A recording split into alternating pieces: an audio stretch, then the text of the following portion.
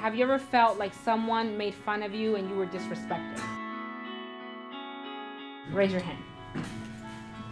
Raise your hand high so we could all see. It's a 7-letter word packed with a million emotions. And in many high schools, respect, or rather lack of, can be a painful problem. All of us know what it feels like to be called names. It doesn't feel good. It never feels good. And sometimes I wonder why we do it, when we know that it hurts. For 2 decades now, Modesto High School has held their annual Day of Respect. It's an event that encourages understanding and empathy by inviting members of the community to come and speak to students about struggles they've faced in their lives. It's a day where people come together and they celebrate differences and they talk about stories that they've had and discrimination that they've suffered, and they talk about how they've overcome it.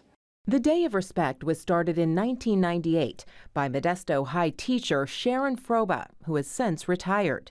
In the decades since, the event has grown to what it is today, nearly 60 speakers from all walks of life, each with their own story of what makes them different and why we all deserve respect. I have a disability called spina bifida. It's where the spine doesn't fully develop, and I am paralyzed from the waist down. A.J. Mitchell says he has faced discrimination his entire life, but takes pride in proving that a wheelchair won't slow him down. I climb stairs, I jump curbs, I roll across grass, I work, I race full marathons. Not only does he race marathons, he's also hoping to someday compete in the Paralympics. His is an inspiring story of perseverance that these students wouldn't have known at first glance. Through the Day of Respect, they're learning to look a little deeper and think a little longer about others. You know, you see people like that on the news, or they have these extraordinary stories of how they overcome adversity and discrimination and racism, and you never think that you know those people, but really they're right here. They're your neighbors, and they're the people that you see in the park or at the grocery store. The stories range from racism to ageism, from physical differences to religious bias. The similarity, they've all suffered discrimination or prejudice based on who they are, struggles that many of them still face today. I would like to be asked what my dreams are. I came to the United States when I was 6 years old. And since I came to the United States, I've known that I've been in this country undocumented. And growing up undocumented came with its particulars, like experience of life and how I experienced life. And when I went to high school, I really felt like I wasn't understood. So I didn't know what the other people were going to think about me. I didn't want to be made fun of. So I just stayed silent. And that hurt.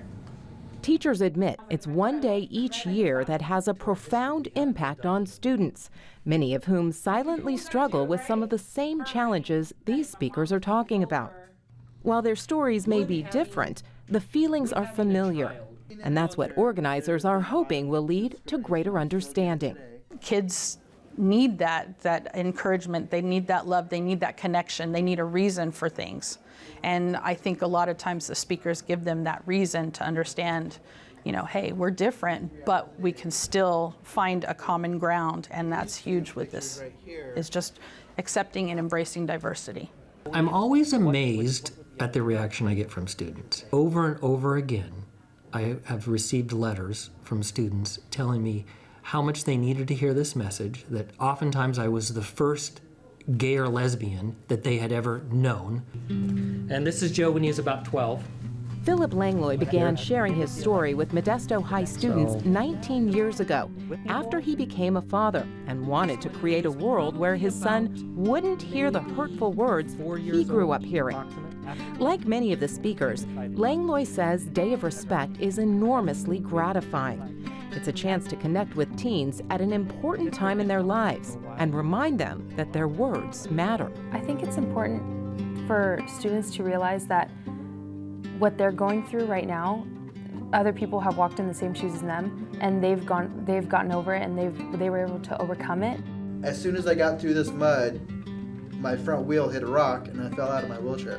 I got up and dusted myself off, and kept moving. And I finished this event in 6 hours and 59 minutes.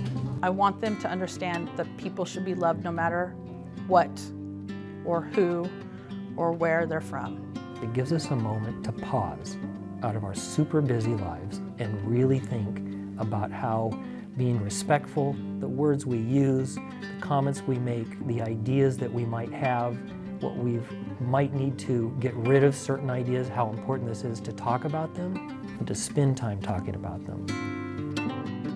And while this event is focused on understanding our differences, the underlying lesson is that we all have something in common, the need to be respected. And that's a story all of these students can relate to.